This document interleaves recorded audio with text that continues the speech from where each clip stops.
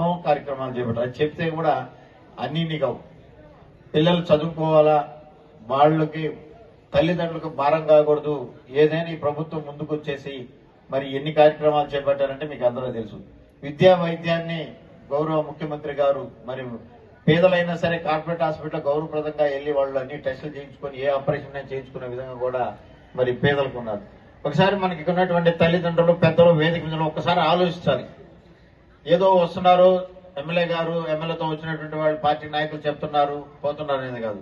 మనం ఈ యొక్క గడిచిన దరిదాపు 5 సంవత్సరాలు కావస్తుంది, 4 సంవత్సరాల 8 నెలల కాలంలో ఈ ప్రభుత్వం వచ్చిన తర్వాత చిత్తశుద్ధితో పనిచేస్తా ఉందా, మన కుటుంబాలు బాగుపడ్డాయా, మన డోర్ స్టెప్ కి ఏదైనా సంక్షేమ పథకాలు వస్తున్నాయా, మనం ఏమైనా ప్రసన్న కుమార్ ఇంటికి పోయి మనం తలుపుగా నిలబడుతున్నామా, లేకపోతే ఇంకో అచ్యుత్ రెడ్డి ఇంటికి పోయి నిలబడుతున్నామా? వాలంటీర్లు మీ ఇంటికి వస్తున్నారు, మీకు ఉన్నటువంటి ప్రతి ఏ పథకాలు మీ అర్హులైతే తీసుకొచ్చేసి సచివాలయంలో ఇస్తున్నారు. సచివాలయంలో అప్లోడ్